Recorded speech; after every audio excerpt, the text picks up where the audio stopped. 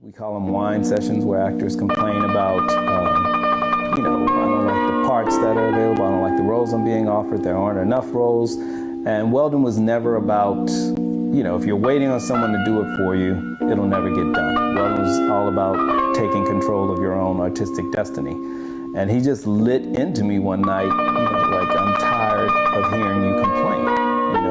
You know the stories you want to tell. You're telling me all these stories that need to be told. Go tell them. Sit down and write them. Stop whining, stop waiting, and make it happen. And when that comes from someone who does that, it's not just words. I mean, he was funding that CD. He saw something he didn't like going on in society and wanted to make an artistic statement about it. And he wasn't waiting for a record company to sign off on it, because that would have never happened, or would have taken forever. So he went to the bank and took his own money and was like, we're gonna make this happen, and started making phone calls. Hello, I'm Wanda Stark of WXII 12 News and board member of the North Carolina Black Repertory Company. Thanks for joining us for this Holy Ground Artist Spotlight, another way for us to connect with our audience during COVID-19.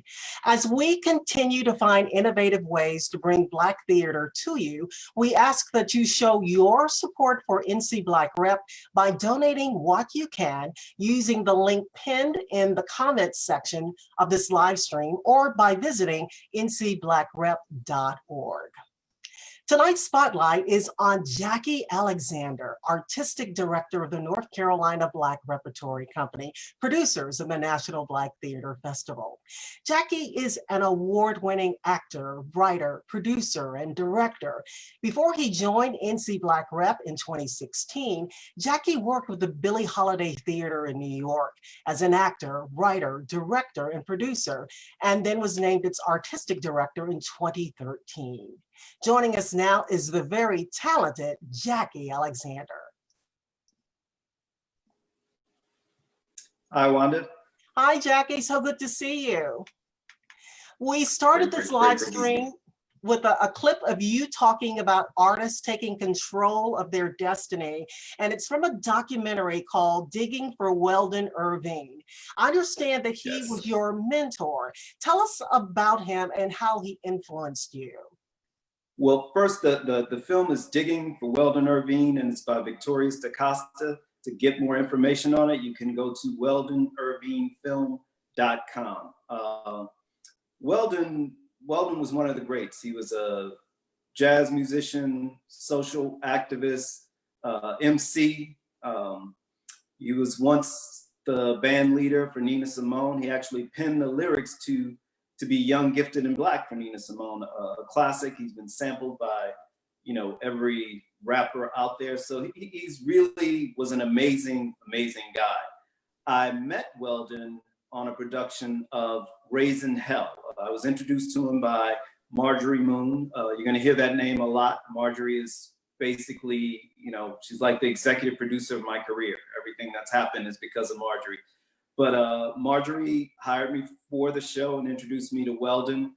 Weldon was the musical director. Raising Hell was actually the first musical written by Smokey Robinson and William Mickey Stevenson. So, it's a big deal for me. It was the first musical I'd been in out of acting school. So it was very exciting. And I got to know Weldon pretty close, pretty quickly, because the last song written for that musical, I played a gangster named Prophet Solomon Jones. And my counterpart, I think his name was Rico, was played by John Canada Terrell. Many of you will know him from, he was Flash in the Five Heartbeats. So the last song written for that musical was John and I's big showdown song. It was the last song written, and it came in so late that Smokey was actually coming into town to personally help teach us the song. So we had it a day or two before he arrived, and we were working with Weldon, just the three of us. And Weldon was like, no nonsense. And let me just say, John and I were not the two best singers in this show. The show had Broadway caliber voices.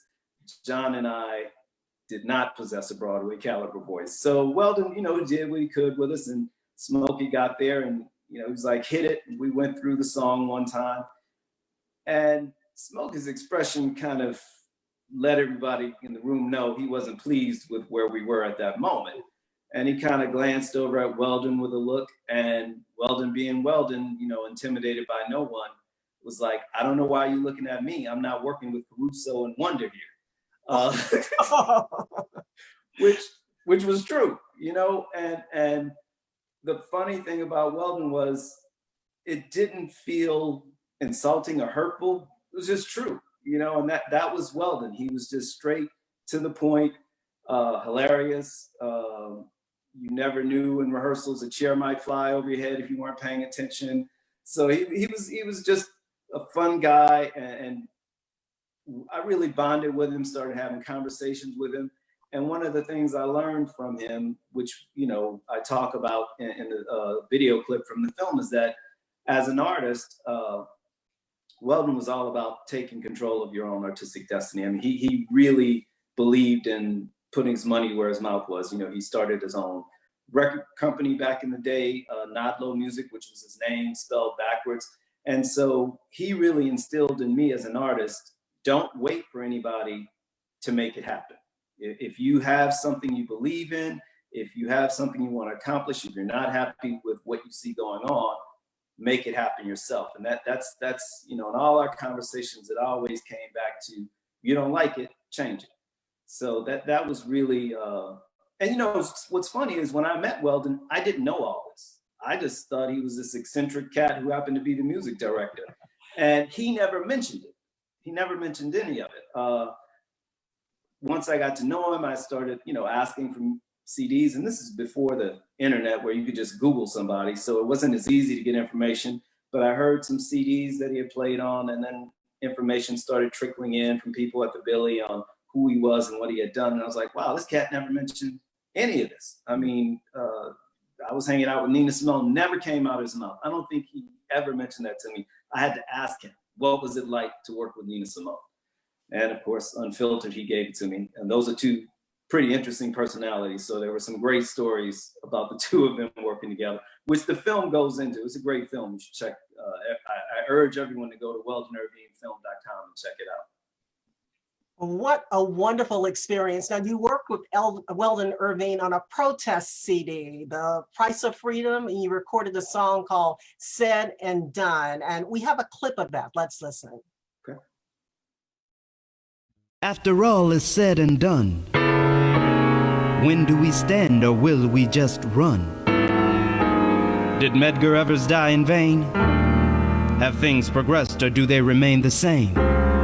If they can shoot a black man for taking a stand on principle, thinking themselves invincible, making a sham of that word they call justice, how can we trust this? It's time to discuss this.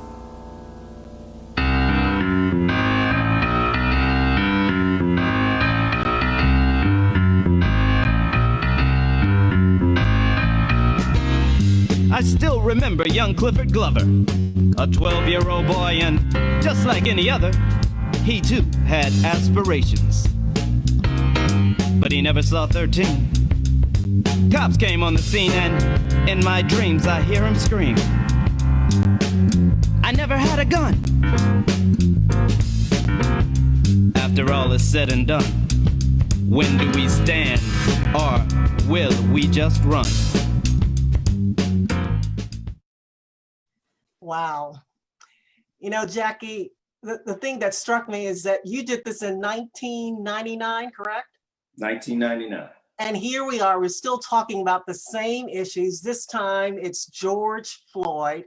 And all of us have just gone through these wide, you know, range of emotions over the past week, from shock to sadness, to anger, to grief, to confusion.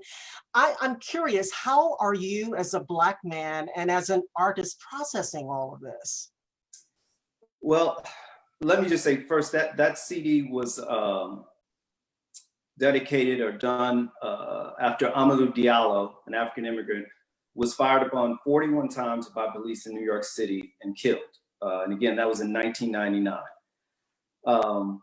So like you said, here we are 21 years later, and the exact same conversation is going on. And it's funny, that song is kind of a roll call. There's about 11 or 12 names in that song.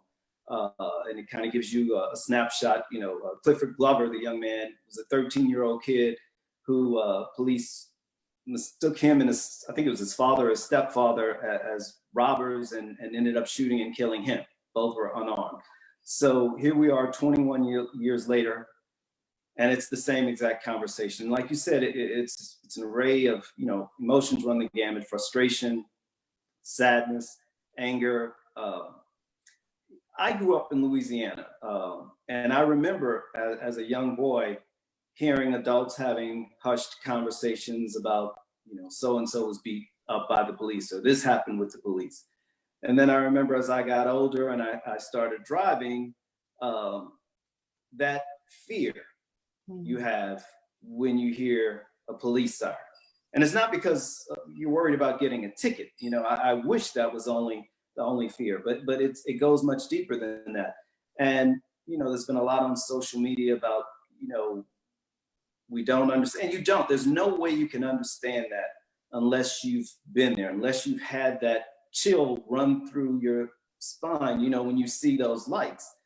I remember my mom and dad and my friend's mom and dad, when you were going out, there was a concern. Everybody had to talk about what to do with the police, but it was just, it's very sad because that is supposed to be a symbol of protection. So for it to invoke fear and a whole race of people is very troubling.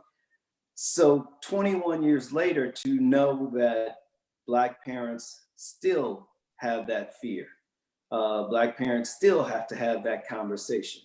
My girlfriend, sometimes I drive a little fast and she'll be on me, and there's a genuine fear in her voice when she talks about it. And, I'll dismiss it sometimes, and she's like, no, you really need, and you see it. It's a genuine fear. So that's hard. It's exhausting. And I think that you've seen a lot of those type of comments on social media over the past couple of weeks. And, 21 years, you heard that same sort of, please, social media wasn't a big, but that same feeling. But I would like to, I'm trying to process it by looking at different things and being energized by the things that are going on. I read earlier today, there was a young lady, a young student, I think she's only like 16 years old here in Winston-Salem, Olivia Moore, I think is her name. And she organized a protest of hundreds of people for Black Lives Matter over the weekend. She's 16 years old. I wasn't thinking about that at 16 years old. None of my friends were thinking about that at 16 years old. So that's energizing. That's encouraging. That's incredible progress to see a 16-year-old that socially conscious to take those steps. I'm energized by the fact that social media allows us to learn from elders. I don't know if it was today or yesterday, I also saw a post from Carl Clay, who is the founder and executive director of Black Spectrum Theater in Queens. And, Carl laid out a 10-point plan on how police departments, different things we could institute in police departments around the country to where this wouldn't happen, things like residency requirements or, standards on physical arrest, having standards, national standards on how people were arrested, the physical interaction between police. So, and I don't remember all of them, but I remember reading through and I was like, wow, this is really great. Carl's been doing this a long time. He's been out there and he went really to the heart of it. And being able to just go on, the younger generation who's fighting this battle, young people always take the lead, but to be able to hear from people who have the experience and the knowledge to share with us, that's really great. And I think that's one of the frustrating things for people. When I read what Carl wrote, it was all so simple. I was like, okay, this is not the first time somebody's come up with this. There was nothing, no light was shown. It all made common sense. So why hasn't it happened before? There were simple things. There was nothing on that list that you would look at and say, oh, well, we couldn't do that. That wouldn't happen. So people have asked for these things to happen. And I think one of the frustrations for people is that nothing ever happens. Again, 21 years later, and you can keep going back and back, it continues. Why hasn't any of this changed? And I think that's where the anger and the frustration comes from, and some of the outbreaks of violence, which, you never want to see violence. Innocent people are always end up getting hurt. And so that's never the path you want to go, but you understand it. Like Dr. King said, what a riot is the voice of the unheard. And I think that's what's going on. People are very frustrated, but they don't feel they're being heard. But the truth of the matter is the overwhelming number of protests across the country, there's no violence. I wish we would see more of that on the news. I wish we would hear about Olivia creating this, and I will give the Winston-Salem Journal some props because I did read that article in their paper today. But these stories that are really, everybody can rally around, like a 16-year-old doing something like this. So I wish more of those stories were out there for people to see. But it's also very frustrating when the, and I don't want to, everybody knows our president and the statements he makes, and they're just troubling, when the looting starts, the shooting starts, dominate people. It's just not the right language which you want from a leader, and that leader was elected. And that's troubling, that's really troubling. So one thing we can all do in addition to protest is vote. This is an election year. You have to vote. Not just focus on the national level. Local level is really important. That's where the changes in your community come from. So, we get focused on being protest and you don't have to violence. Violence doesn't have to be the answer. Really, it starts with voting, filling out the census, making people know, and in a couple of years, people of color will be the majority in this country. But if we don't take advantage of the democracy we've been handed and participate in the voting process, we don't take advantage of the democracy we're living in. And again, I don't want to get stuck on the negative, because on the positive side, looking at, I said Trump was elected, but also some of the reactions. I'm on the board of Triad Stage here. Triad Stage is in Greensboro. And I'm proud of the work they do. Their artistic director, Preston Lane, I feel he really is committed to racial diversity and working and telling those stories. But last night there was a protest in Greensboro, and their windows were knocked out. And it's easy to say, I understand when you have no skin in the game. But today I saw a bunch of emails from board members and people who support Triad and from Preston. And the response was universally, windows can be replaced. Lives can't, Black lives can't. So that encourages me that when you look at the protests, they're more diverse, the people in them. That's encouraging. And I feel, someone asked me, people will post, say their name. And I had a friend say, well, what's the point of that, saying their name? And that's so important. I mean, I think that's the song we did with Weldon, saying those names. It's very important that people hear those names, they hear the stories, and they connect that this isn't a one-time thing, because it's easy to look at it and say, oh, this is a one-time thing. But it's important to say the name and educate people on the history. I'm still disturbed by, racism and what African American isn't really covered in schools. I talk to kids and they don't know names that they should know. And I'm like, how is this possible? So educating not just African Americans, but the country as a whole on what Black people have suffered. You're never going to get it fully, but if you know the names, if you see how long the list is, it makes a difference. I think it makes a difference, and it helps people to recognize and understand the frustrations that people are feeling. You talk about anger and frustration. One way you've been able to release some of that is through your writing. And your first writing gig was actually a feature film called Joy, which you also directed. It's about a young African-American man quickly closing in on the American dream, coming to terms with the reality that no amount of success can shield him from the ills of society. And we have a clip of that. I don't need you questioning me when I'm trying to do my job. All I wanted to know... What you want to know doesn't matter. What you need to know is that I have a job to do, and I don't need you giving me a lip when I'm trying to do it. Man, you can't lecture me like a child. I mean, if we did something wrong, you write us a ticket. But I can and will ask any questions I deem necessary.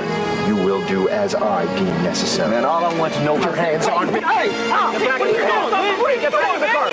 Get back in the car!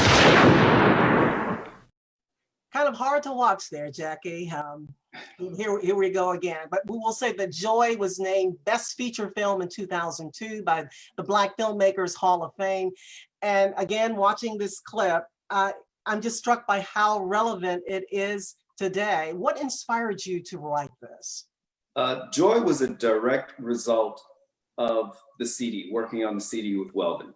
This was the project, you know, we had late night conversations after recording. And this is one of the moments I was complaining about the projects that were available to me as an actor, and the projects, you know, the films that I saw didn't represent, you know, what I thought the African-American life was. And so from the Diallo CD, this became the first project I worked on. And we wanted to focus the story on, a lot of times, certain segments, and I don't want to say all, but you can get comfortable in your life. Black, you know, African Americans, we get to the point where like might think we're removed from it. Or a lot of times there's blame when someone, even within the community, the first question is, what did they do? When someone's, you know, when something happens with the police, well, what did they do?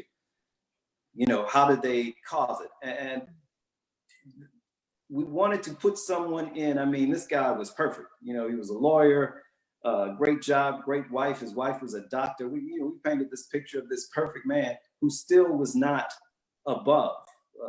That didn't remove him from facing what everyone else said. So that was the setup. We really just wanted to tell the story that no one, if you're Black, it can happen to you.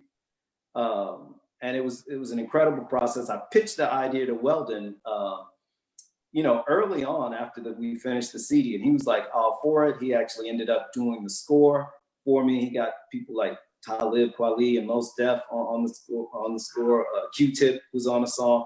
So, well, you know, he talked to me. He actually sat in my living room, and we didn't have any money, so he kind of sat in my living room and watched the film and wrote the music.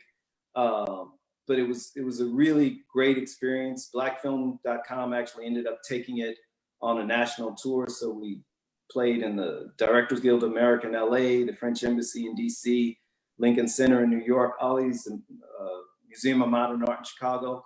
And the conversations, it's amazing because again, it's 21 years later, but we had these really intense conversations following the screening of the film.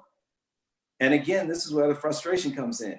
It was the exact same conversation I'm reading on social media right now. I mean, nothing has changed. And that's exhausting, you know, that's exhausting. But the flip side is, as an artist, you have, you know, that was how I expressed myself. That was how, you know, and it led from that is like most of my career has been focused on, one of my complaints was I didn't see the people I grew up with, family, friends, being portrayed on television, you know, and that's not, we're not perfect, you know, but I didn't see them being portrayed in a light that I knew existed. It was all I knew that existed. It was the only existence I knew. These were the only Black people I knew. So I didn't know where these other Black people came from. So it was up to me as an artist, like, okay, again, as Weldon would say, if you're not happy with it, do something to change it. And that's where the movie came. And this was your first job as a writer and a director. So what were some of the challenges that you faced? The biggest challenge is I didn't know what I was doing. The second biggest challenge was money. I mean, those might be reversed. Money might be first. I really didn't know what I was doing, but I got an amazing team, around me who helped me. Marjorie, who I mentioned earlier, supported me. She gave me costumes from the theater to use in the film. So I just got an amazing amount of support. There was some very, people worked for a lot less than they should have been paid. One of the most interesting things though, we shot the film, and this is before digital, so we shot on Super 16. And I had cans of film in my living room for about 6 months because I didn't have the money to get it developed. Now, at this point, you've spent $50,000, $60,000, and all you have are these cans sitting in your living room, you know, in the corner. And I'd walk out every day and look at them, and I don't even know what's on. I don't know if it's good. I don't know if it's bad. So that was nerve-wracking. But again, it really kind of launched everything that happened after. You know, once we won the Black Filmmakers Hall of Fame, once blackfilm.com took us on this tour, all of a sudden people accepted me as a writer and director, and it opened all these doors to do different projects. So it really changed the trajectory of my career. It opened so many doors. And then after that, you wrote a novel. So you went in another different direction. It's called Our Daily Bread, a rich and compelling story about a young man who leaves the bayous of Louisiana for the bright lights of New York and Paris. And he's also the product of an interracial relationship. So tell me, why did you decide to write this? How did that come about? You know, I always joke like my career is a long series of happy accidents or being blessed by certain people. And this was just blessed by an angel. I got an email, I think, or someone contacted me and said, Diane Gettyman wants to get in touch with you. Now, for those of you who don't know Diane Gettyman, I knew her name because she acquired and edited Sidney Poitier's Measure of a Man. And, you know, Sidney Poitier is the be all end all for me. Sir Sidney Poitier, let me correct myself. So I heard Diane was trying to get in touch with me, which made no sense whatsoever. You know, Diane has been, she was a senior VP at Penguin. I think she was a senior VP and editor at HarperCollins for a while. When she contacted me, she was a literary agent at Carlyle and Company in New York. So I didn't know what she wanted, but I called and, you know, set up an appointment with her because I wanted to, you know, got to open the door. Yeah. And I showed up, and I remember I brought my little copy of Measure of a Man with me to the interview. And she just sat down, and she had seen the film, and she was like, I really like the writing in the film. You know, I think you could write a novel. And I'm completely confused, but she's Diane Gettyman. I'm not going to say no to her. So I'm like, okay, all right. Yeah, sure. I don't know how. And she was like, well, you know, I'll help you. Let's try, you know, maybe turning the film into a novel. So I started that way. And Diane, I've also been lucky to have mentors and people who watched out for me who are very honest, because I went away, I don't know, 6 months, maybe a year. The whole process took me almost 6 to 7 years to write the novel. So the first 6 months or whatever, I went away and I came up with about 60 pages that I thought were amazing. And again, this is before email and all that stuff. So I think I took the pages to her and she read them and she called. She was like, this is horrible. Start over. Oh. It's like, oh no. You just need to start over. And again, though, no hurt. You know, it didn't come off as mean. It came off as honest. It came off as what I needed. This is no good. Start over. And then for the next 5 years, I had no idea why. Whenever I wrote something, I'd send it to her. She'd read it. She'd tell me what I needed to do. This went on for 6 years. I mean, this went on forever. Then during this time, she transitioned from being an agent to being back to a publisher. And long story short, I started writing it in 2002. I think I finished it in like 2007. Diane got it published by Turner Publishing in 2012. So it was quite a long journey. And so that was 2002, 2012, 10 years. I mean, Diane spent a lot of time on the phone with me, and we're great friends to this day. She's an amazing person. Hi, David and Diane. But there was no money in this for her. You know, I wasn't gonna be a bestseller, and you know, I wasn't paying her. She was doing this all free, you know, just taking my calls and working. So again, I've just been blessed by amazing people. And this, without a doubt, Our Daily Bread was the most satisfying thing I've ever done as an artist. Nothing even comes close. So I owe Diane Why is that? because it was so hard, I think. And you know, I don't know if it's a great novel, but when I read it, I was really proud of what I'd done. And I knew how hard I worked on it. I knew I didn't know what I was doing when I started. I knew Diane told me it wasn't very good in the beginning. So when I brought her something and she looked at it and was like, this is good. This is good. We can work. And then she spent that amount of time getting it published. So I knew she thought it was good. But more importantly, I thought it was good. I was happy with it. The story kind of dealt with how abuse as a child, witnessing domestic abuse as a child affects you for the rest of your life. I was able to sneak little personal anecdotes in throughout. So I'll have friends who will read the book and be like, that was me, wasn't it? That was me. You stole that from me. Or, you know, certain qualities like, that was you. That's you. That's what you drink. I know that's you. So I was just it was hard work. I didn't quit.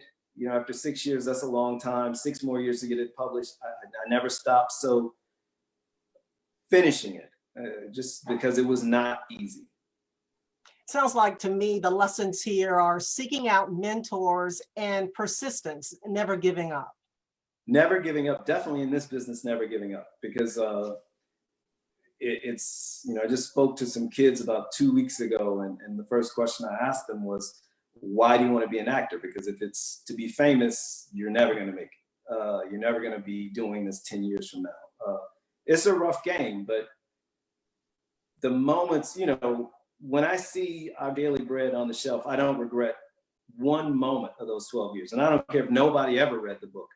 Just seeing it up there and knowing I accomplished it, finishing it, it's an amazing feeling. And now we move to your first play called The Desire. It's about a successful attorney living in East Hampton, New York, how his world is turned upside down when his cousin, a survivor of Hurricane Katrina, seeks refuge at his home, arriving with nothing but the clothes on his back and secrets from the past. Here's a clip. Mason's death, it was an accident. An accident that everybody except you is still paying a price for. You don't think I pay a price, Willie? I pay a price every time I look in the mirror. I pay a price every time your mother calls here and thanks me for sending her money. Can you imagine how that feels to think of helping your family as a punishment? Well, that's how I felt each and every time I mailed her a check. Just like you thought I never missed a month. In fact, this is the first time she won't get that check, and that's because you brought it back to me. Yeah, that's what was in the letter you found. So your answer is to shut yourself off from the people who love you? Yes, that is precisely what my answer is! I don't have a choice!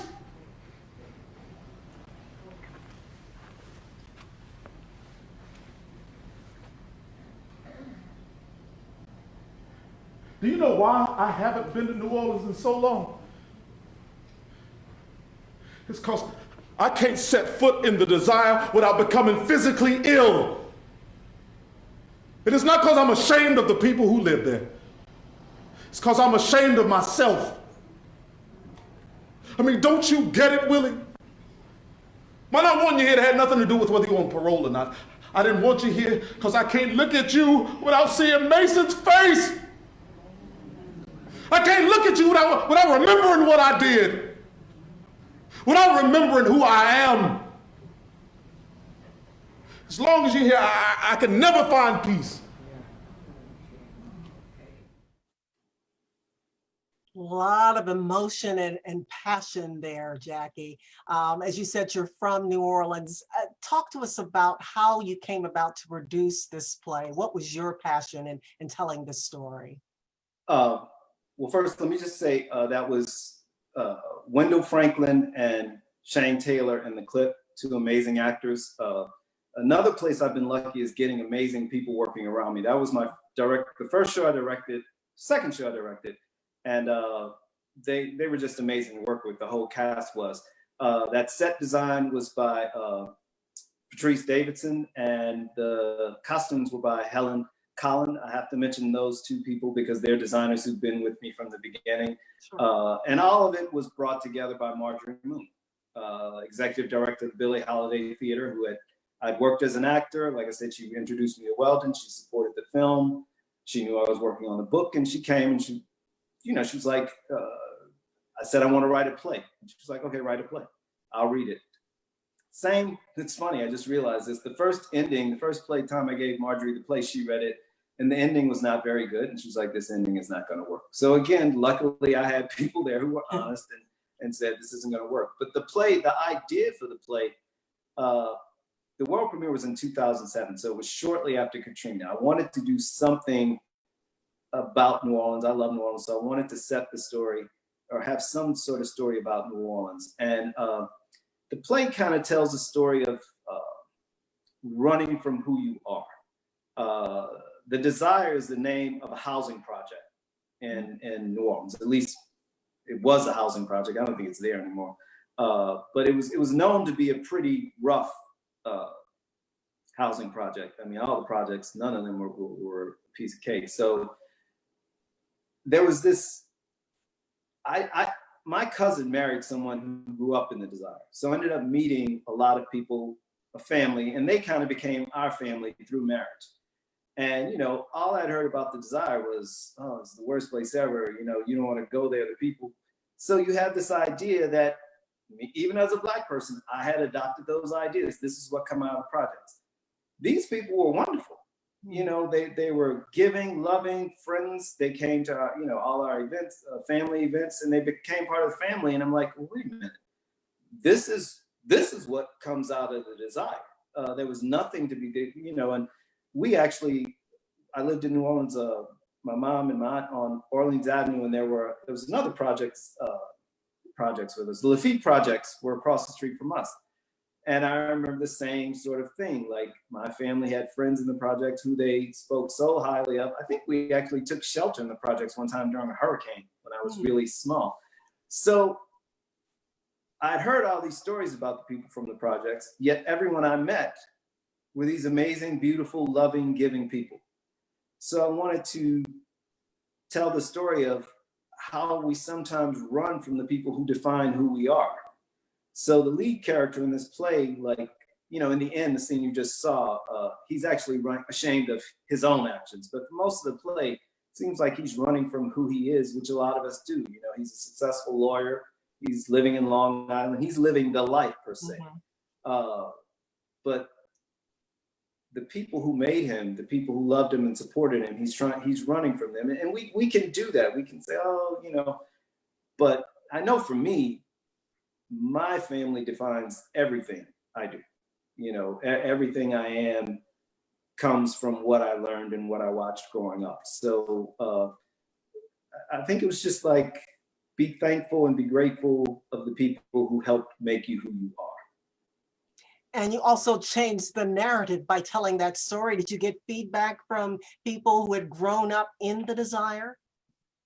Well, the show only played in New York. So I had a couple of people from New Orleans who saw it, and they got the title right away. One of the big kicks out of that was enjoyments, I should say. My parents came, and my father. It was the first play my father had seen and he laughed so loud the entire play. I was backstage, and I could hear him laughing the entire show. So that was great. That was the best feedback I could ever have, because he had a pretty big laugh and he was talking during the show. It was great. It was great. That didn't make you nervous? Nah, you got to know the Billie Holiday. He was right at home. Okay. And so you went on to produce a series of plays. One of them, The Legend of Buster Neal, is a play that I had the pleasure of seeing. It's about 4 generations of African-American men and the challenges and the choices that they face. And here's a clip. Well, you don't know the first thing about me. Really? far as flipping burgers go, I'll just share this with you. Before the war, I was a mechanic. It was good work for a black man in those days. Respectable work. When I came back from Vietnam, my condition, the only work I could find was shining shoes down there at the train station. Oh, white folks treated me like a carnival monkey those days. I swear, I did their job with every fiber of my being. My only saving grace, I thought, was the fact that I couldn't see myself when I looked in the mirror. Times were tough. And I got up, and I took that streetcar downtown every day. Washed in white men's shoes with a smile on my face from sunrise to sunset. So ashamed I didn't tell my daddy about that job for 1 month. When he found out I was working down there, he asked me about it. I told him I was sorry. I knew I'm embarrassed in doing that sort of thing, but I couldn't find any other word. Well, he sat me down, and he told me he had never been more proud of me in his life. He said just being a black man in this country meant the deck was stacked against me. And after losing my eyesight in the war like I did, some might say I had good reason to expect pity from the world and just give up on my man. He said my taking that job left no doubt in his mind that he hadn't raised a quitter, but a man worthy of respect. He explained to me the type of job that I got up and went to every day didn't matter. It was the fact that I got up and went to it that defined me as a man.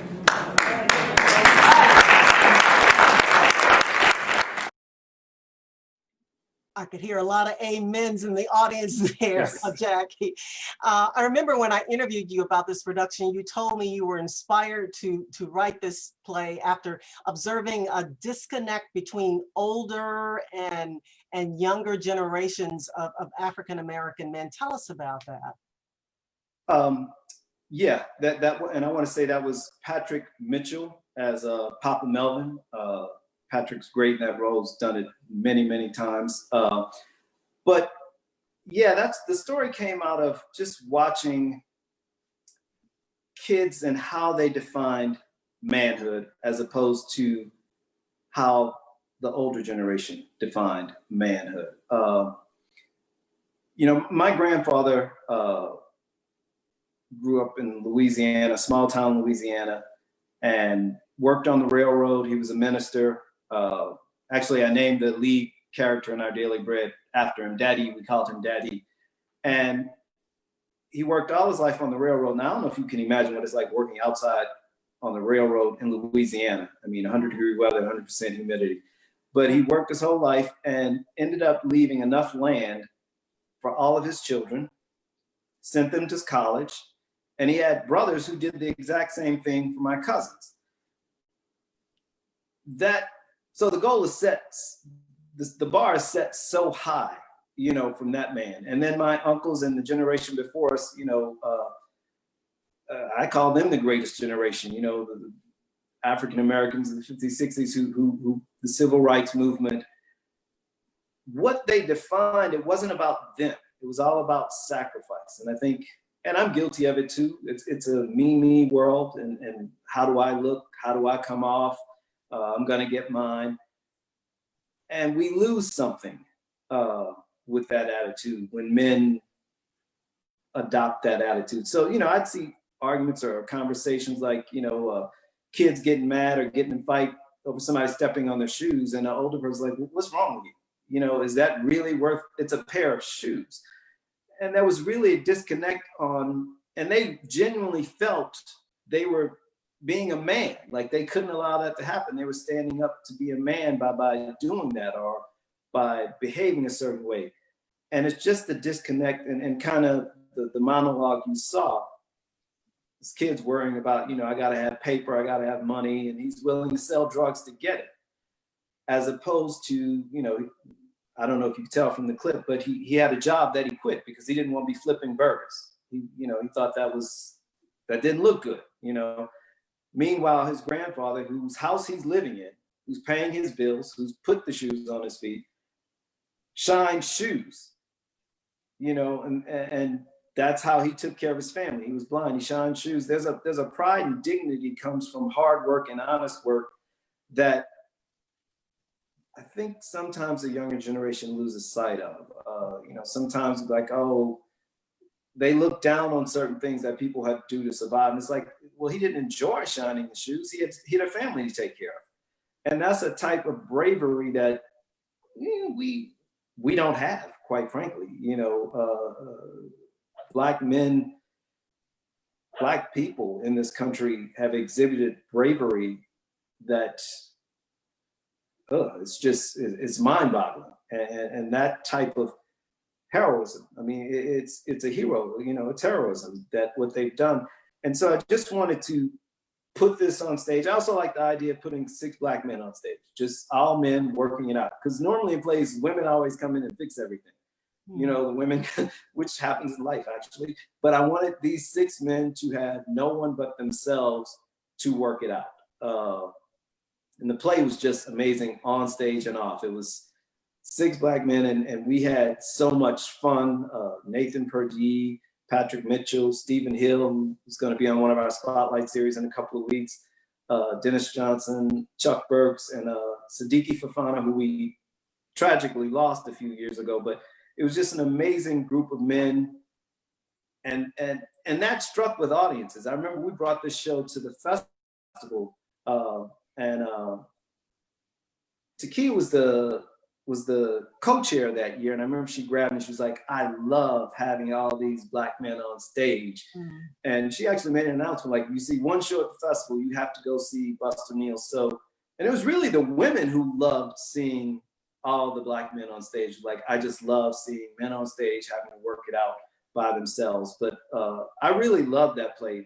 I think the experience of the play makes me love it even more because it was such a wonderful experience. But I really enjoyed telling that story or showing those differences. And we had young kids, you know, we had a couple of talkbacks with kids, and they got it. You know, they kind of got it and kind of sat back and like, oh, okay, maybe I did have it wrong. And I think good theater makes you think, you know, it makes you question what you think you know. So I'm pretty proud of that show. I had a good time with that show.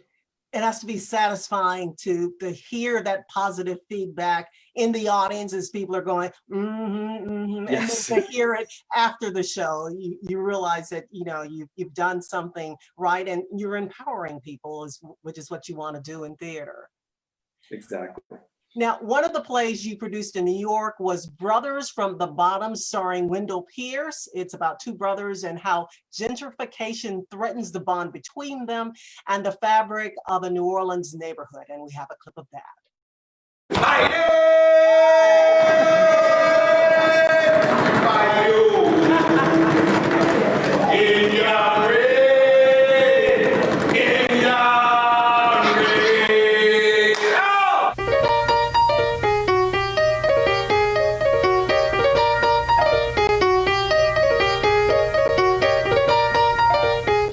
I adored it. I walked out of it just amazed. It's beautiful to see expression of emotions between and among Black men. That's so rare on this stage or anywhere.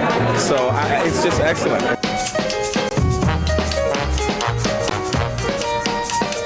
thought it was very touching, very thought-provoking, very exciting, and, you know, funny and engaging, and just such a complete work of art. Yeah. I really enjoyed it.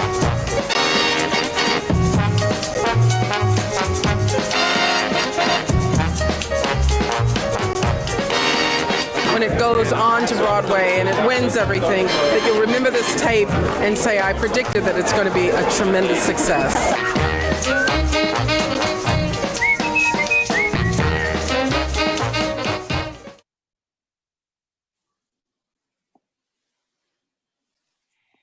So as we saw, the audience loved it, the critics loved it, including New York critics who can be pretty brutal. So that must have been really exciting for you. Talk about that. It was, and that show was actually originally done. It was one of the 3 shows, the season the Billie Holiday did of 3 shows, but we brought it back. So it was originally done in 2010, I think. But we brought it back with Wendell Pierce in 2014. Again, it's set in New Orleans. All my plays are set in New Orleans. Mm-hmm. So You're right, the from great experience. thing about the great thing was we did it in New York in 2015, but then we took it to New Orleans in 2015, which was the 10-year anniversary of Katrina. And the show is also set against the backdrop of Katrina. It's a few years later, but it kind of tells the story of a neighborhood that's being gentrified. What happened after Katrina is a lot of people who had to leave the city didn't have a home to come back to, or when they tried to come back, they couldn't afford to come back to their homes. So I wanted to tell that story. And it actually mirrored a situation that was going on in New Orleans at the time. There was a medical complex being built that was gonna uproot a whole community. And I wanted to just have that debate and conversation. And this one really, I mean, audiences would stay in the lobby for hours talking and arguing and you know, nothing's new. Like people would be in from St. Louis and be like, yep, this is happening in my community. Houston, this is happening in my, so it was happening. We realized like, oh my God, this is happening everywhere. It was happening in the neighborhood the theater was in, Bed-Stuy. The theater we did it in was in Bed-Stuy, Brooklyn, which looks like a different place now. A lot of people who were there can no longer afford to live there. So again, it was my way of addressing a social issue through what I do as an artist. And we had a great time with the show. Again, this was the first show I was able to bring home. So all of my friends got it. And, you know, New York audiences loved it, but people from New Orleans get it on a whole nother level because they get all the inside jokes. They get all the inside jokes. So it was great to have it in front of that audience, and people loved it down there. So that was probably the best feeling, to see a New Orleans audience see it, get all the inside jokes, love it, and make sure I was correct. We do a thing on the Mardi Gras Indians in the show. We do a scene, and I have a cousin who's a big chief in New Orleans, and I was a little nervous. I was like, am I handling this right? And so when she saw it and afterwards came on and was like, you did it, you're okay. When she signed off on it, I was like, all right, I'm good. Because I would have been in trouble. I mean, I said it's like no joke. So I would have been in trouble if I messed it up. We mentioned Wendell Pierce. You have worked with a lot of great artists. Who are some of your favorites? Ooh, that's a long list. Like I said, I've been very lucky to work with great actors, playwrights. You know, Angelica Cherie, who's going to be remembered as one of the best playwrights ever. You've seen one of her shows. I think I may have produced Angelica's first show. She's so talented, just amazing to work with. The list of actors is just like, it's crazy.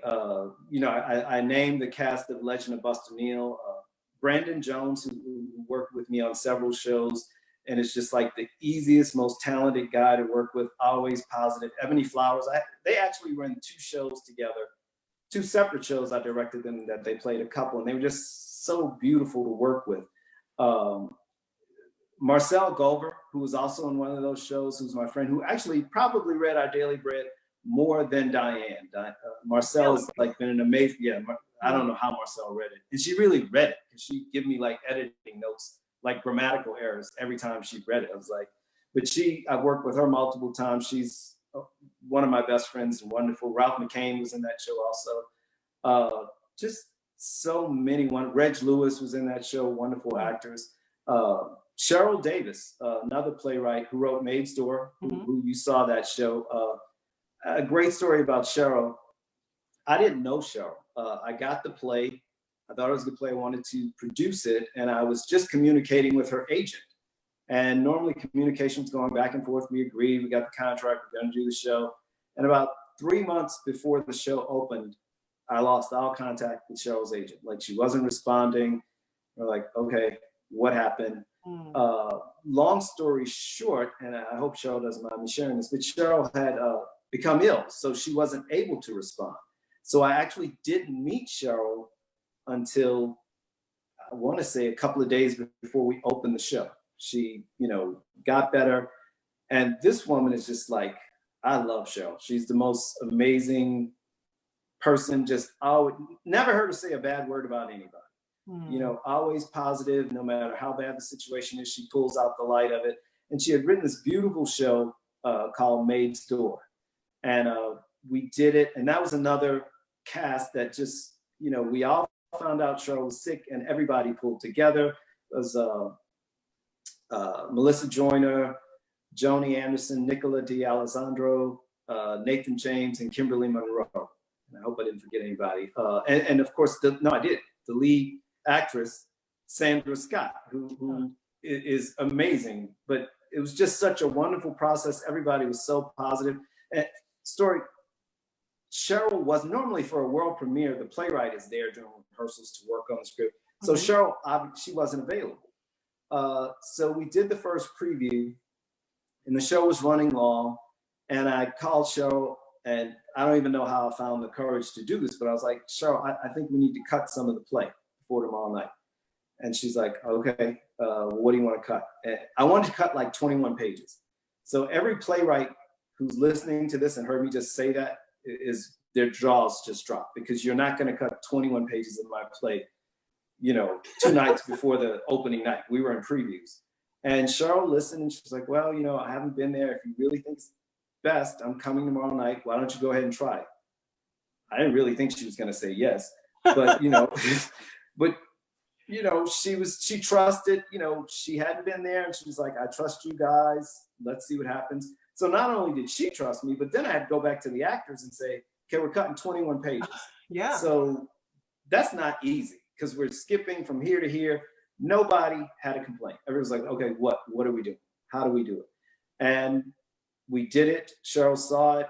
I asked, she came to the show. She was like, no, it works. And that was it. She's like, it works. You don't have to put anything back. It works. And we've had so much success with that show. That run of the show was sold out. It ended up winning like 7 Adelco Awards, best play, best playwright, best actor. We won everything.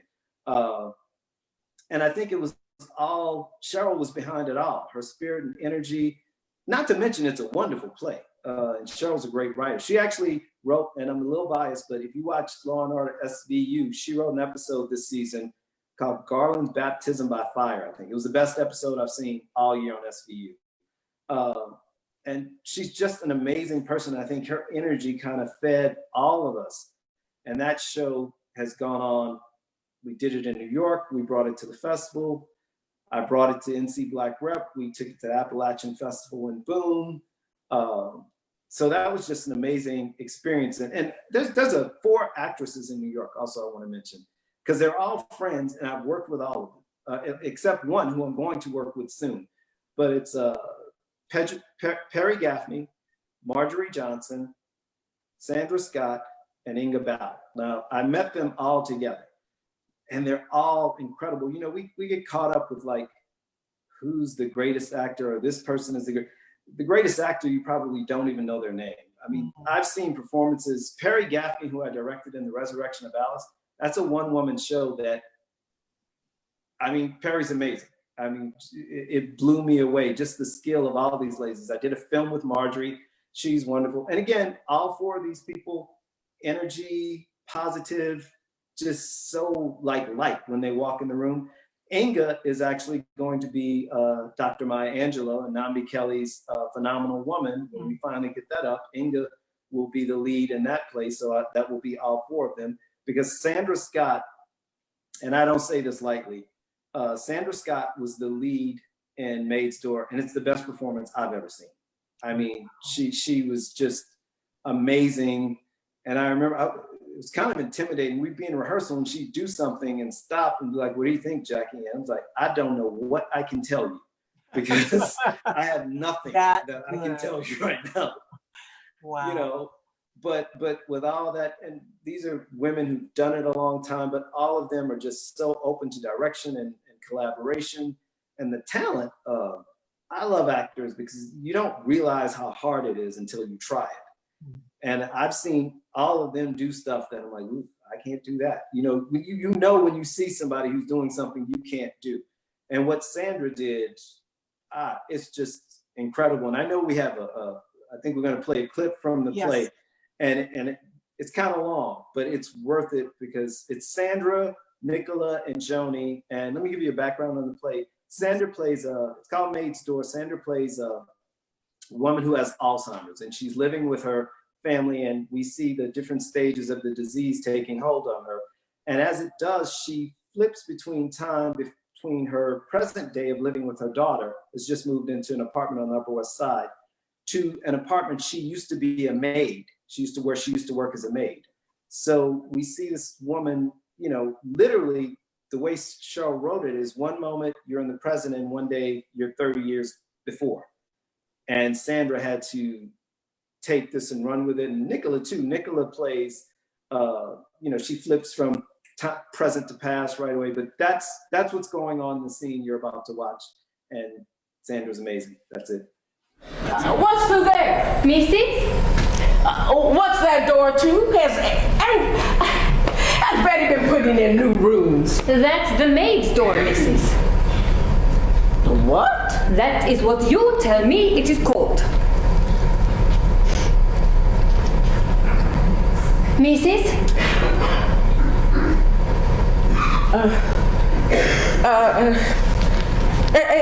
If he keeps on hitting, tell her to take the spoon away too.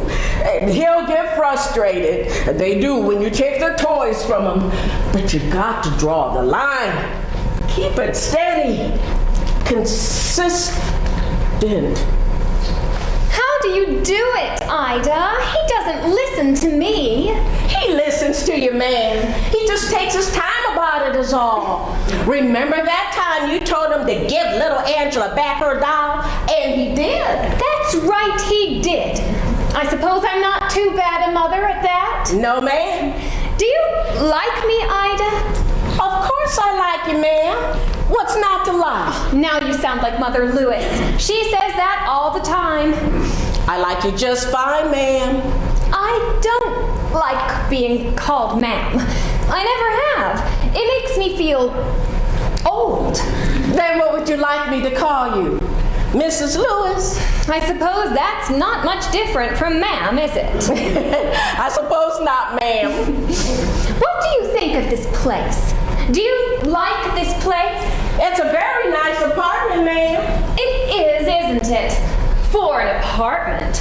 Bob keeps talking about moving to the suburbs, to a house and a lawn. But we never do it. Lawns are nice, ma'am.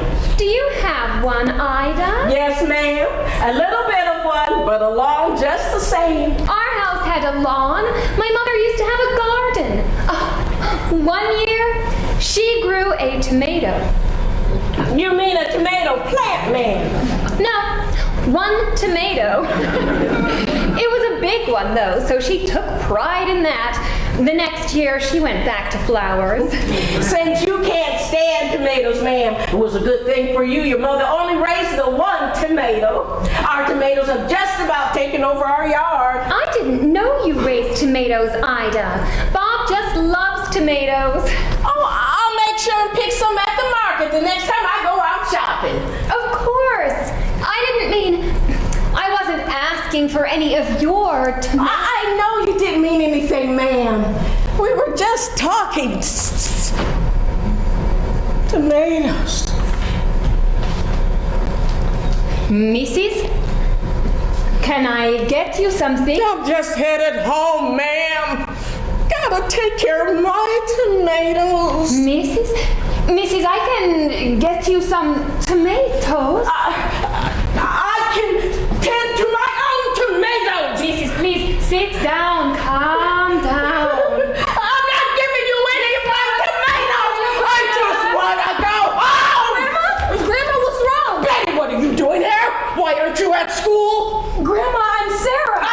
question, Betty. Why aren't you at school? Grandma, it's okay. Mom says that when you get like this, you just need to sit and calm down. I ask her to calm down, she doesn't. We call your mother. Why does everybody keep asking me to stay calm? I ain't nothing but calm. I just need to go home and talk. Get your fucking hands off of me! Grandma!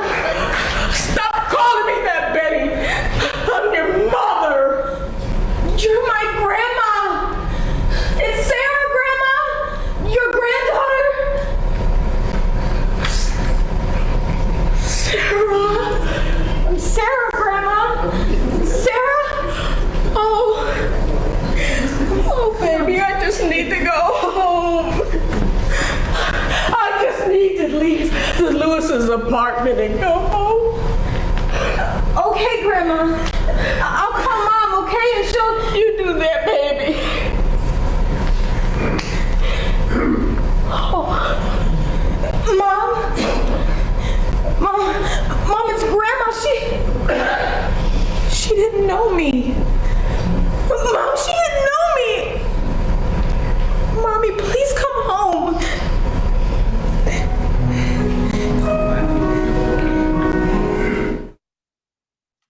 That was absolutely heartbreaking and so real for a lot of families.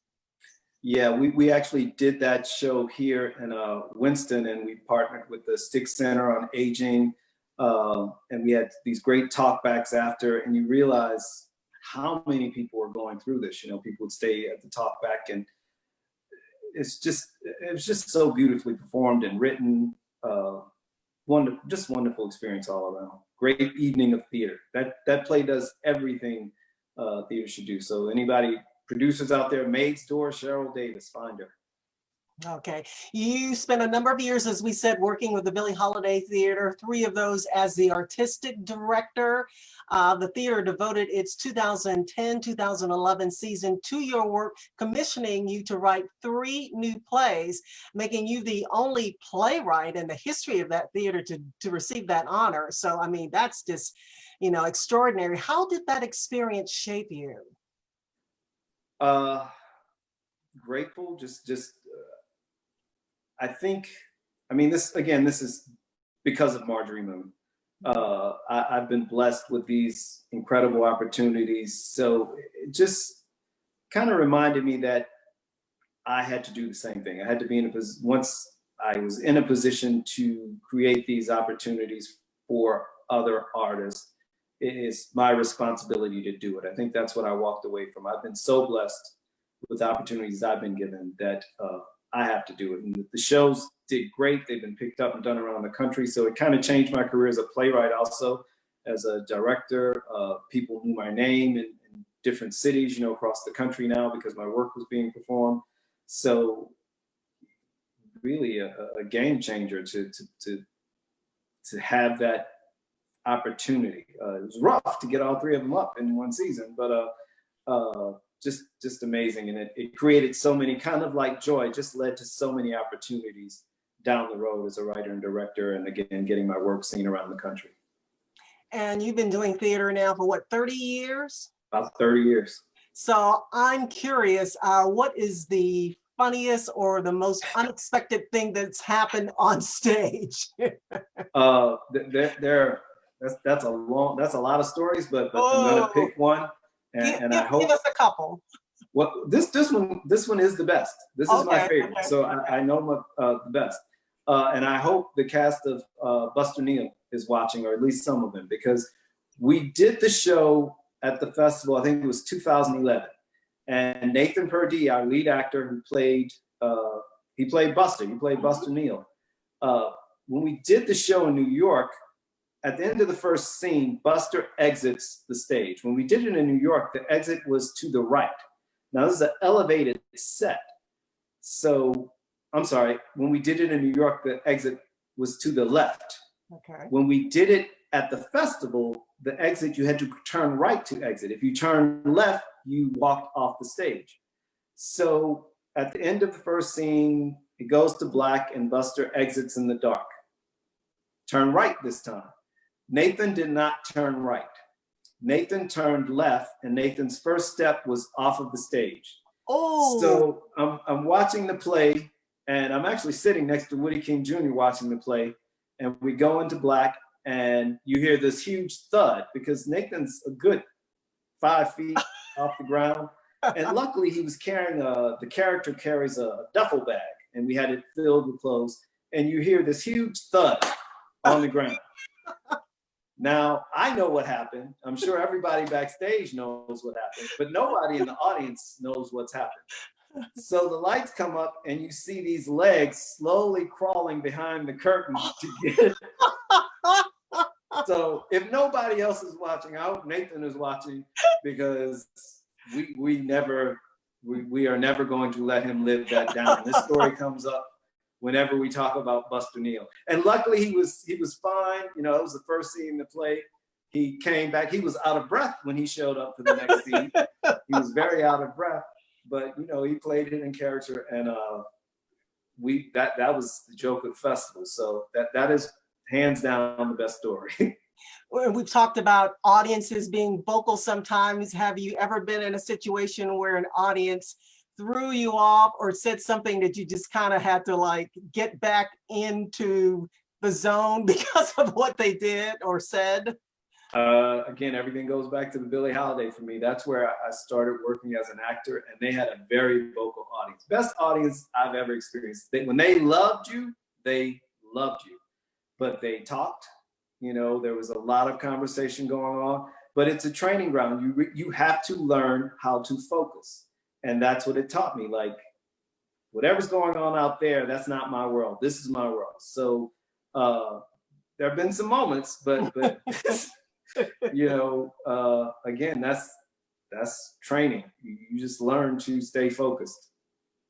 Of course, you joined NC Black Rep in 2016. We are so delighted to have you here. But tell us, what was it that motivated you to leave the Big Apple to come to Winston-Salem? The National Black Theater Festival. That's you know, a lot of people ask me that. A lot of people ask me when I was moving, like, you know, it's like, oh, I'm moving to Winston-Salem. It's like, Winston-Salem, you know.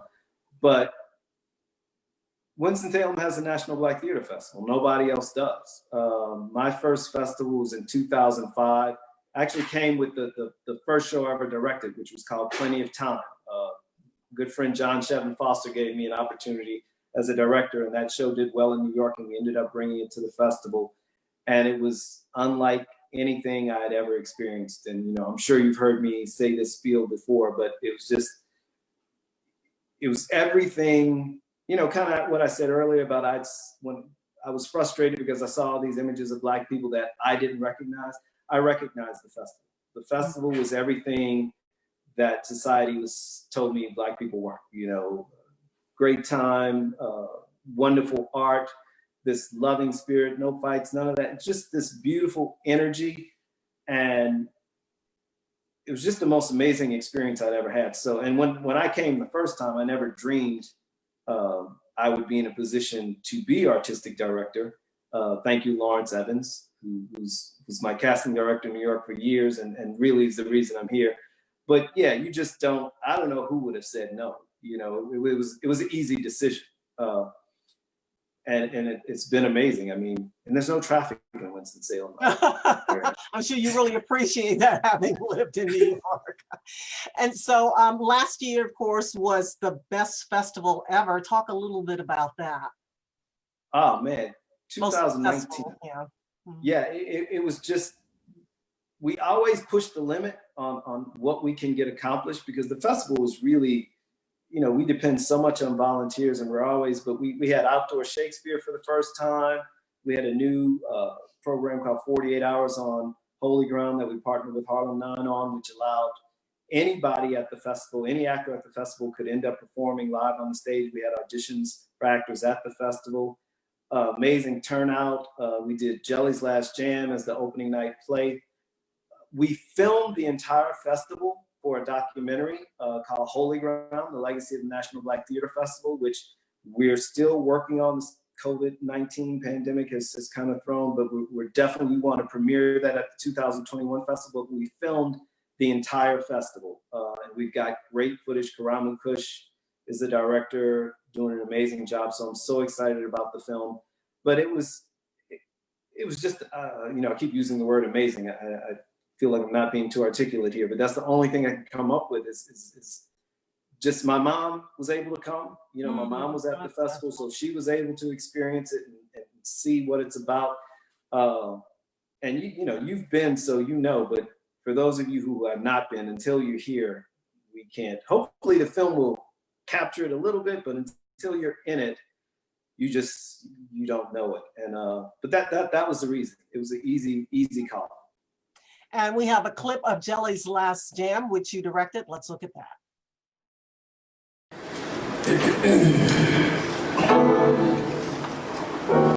I'll show you how to play like folks down the Orange Way.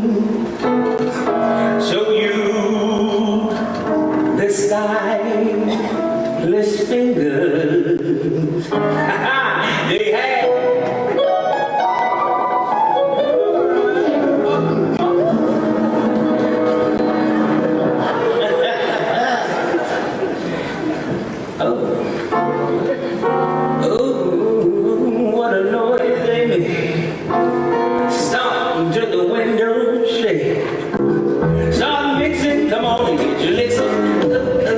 That's how you dance.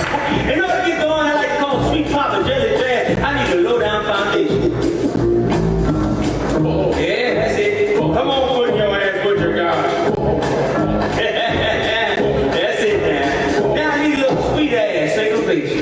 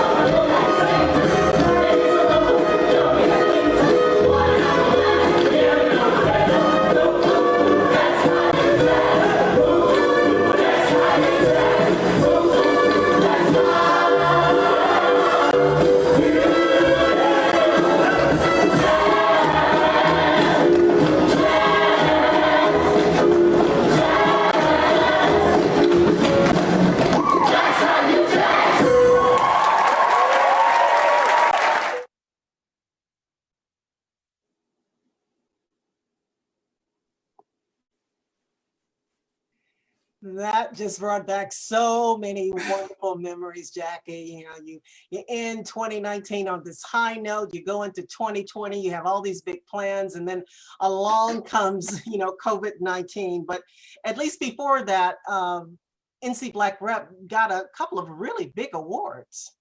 Yeah, it was, well, first let me say that was DeWitt Fleming playing Jelly. Morgan Hawkins was the choreographer. Tyrone Jackson was the musical director. My girl India Mack from New Orleans came down and held it down, stage manager. And most of those actors on stage with DeWitt were students. I think we had like 10 students from UNC Greensboro, A&T, Wake Forest, School of the Arts. So it was really amazing. And this was another blessed experience of like incredible positivity. And you had— what a great experience for them too.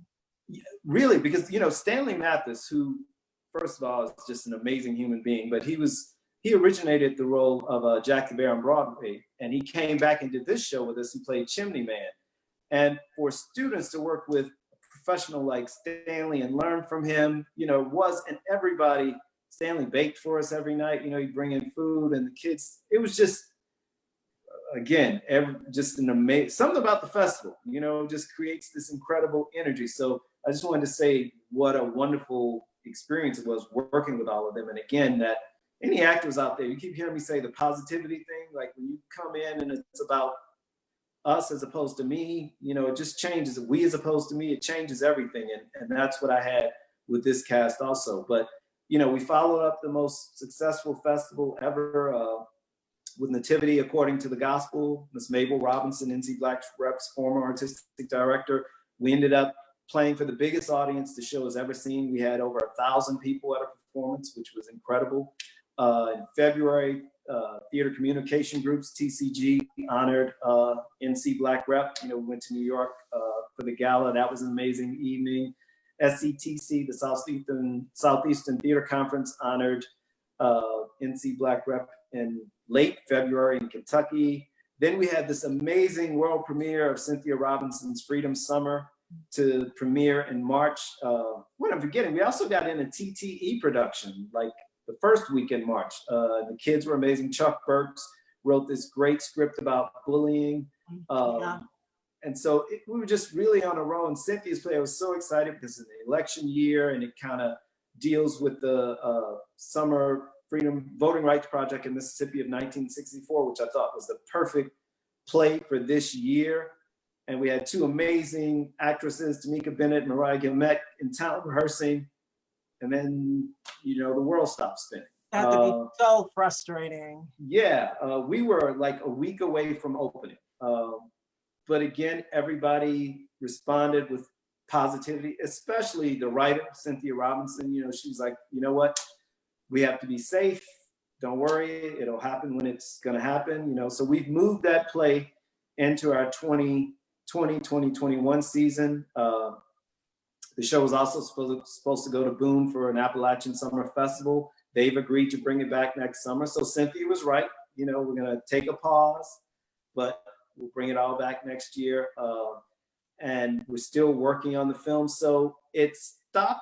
Yes, we did get a stop sign put in front of us, but we're still working in the background. You know, we've been doing these online events. We're planning some programming outside for the summer. We're working with some different producing partners around the state on trying to do some live streaming events where, you know, actual full productions that are live streamed.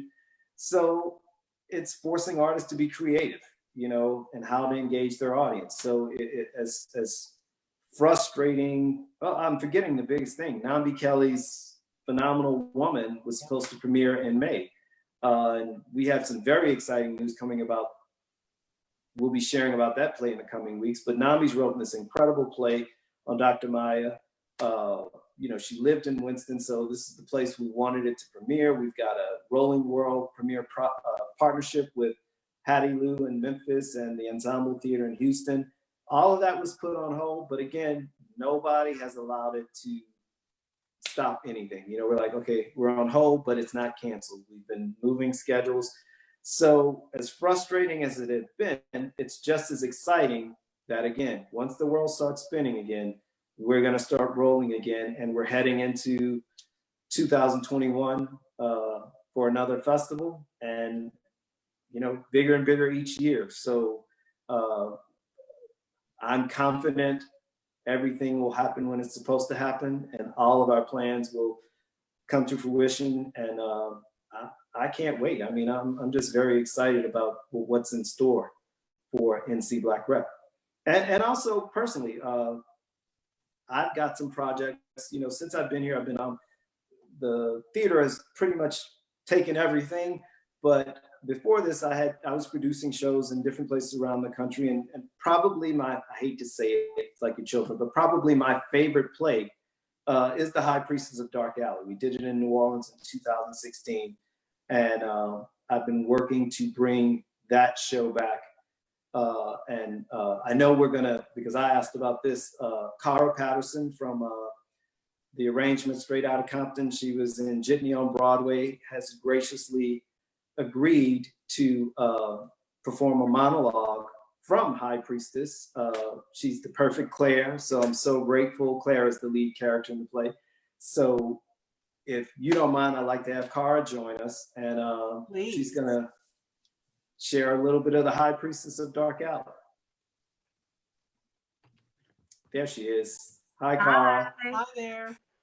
Hi. So, Cara, I was telling you, I told Wanda you were doing this, and Wanda saw you on Broadway. So it was like wonderful. So take it away, Cara. Okay. It would always start the same way. Me lying in bed alone one night, wondering where Charles was, who he was with. I'd call his cell phone, it'd go straight to voicemail. The next day, I'd confront him and he'd apologize. Not for cheating on me. No, he'd never admit to that. He'd say he was sorry for staying out late, but I had to understand that part of his job meant he had to entertain clients, and sometimes that meant late nights. I'd get angry for a few weeks, give him the silent treatment and all. He'd go overboard and shower me with flowers and gifts to show me how much he loved me.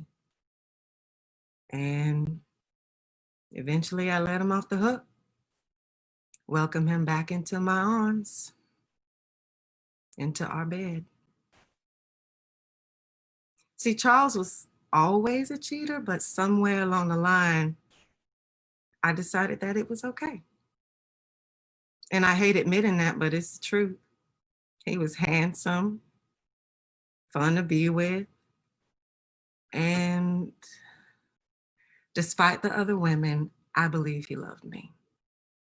No man ever treated me more special.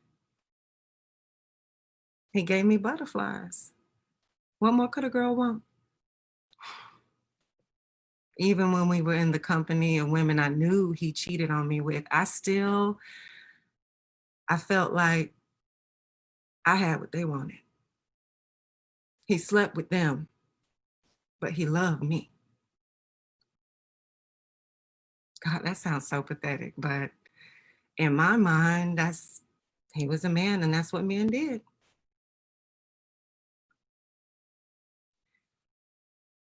Do you know what it does to a woman to lay in bed alone at night, wondering where her husband is, knowing in her heart that he's with someone else? Do you know what it does to her self-esteem when, despite having that knowledge, she still can't find the strength to leave that man?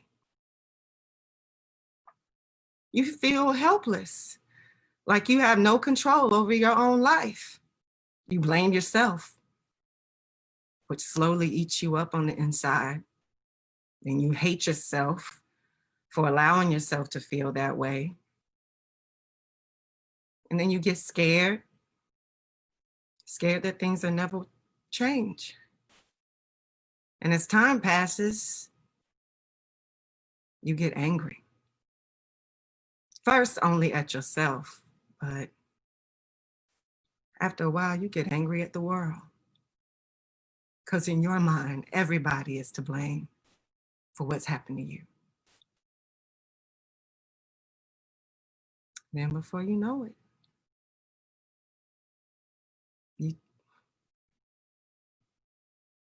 you become mama.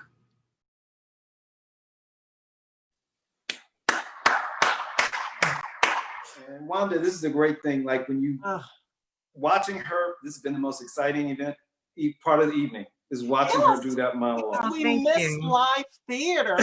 I do too. That was extraordinary. Thanks for sharing your talent. You just don't know what you've done for us. Thank you. Thank you, Carl. Thank you. That was special. That was really special. Okay. I have a couple more questions for you, Jackie. Since coming to Winston-Salem, you've been honored with the Presidential Pathfinder Award from the Black Theater Network.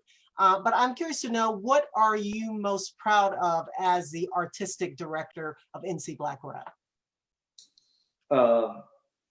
Just being a part of the history, being a part of the festival. The festival, you know, Larry Leon Hamlin is the founder, and he is the festival. But the people who make it happen, just to be a part of that, to be a cog in that wheel that helps bring it to life.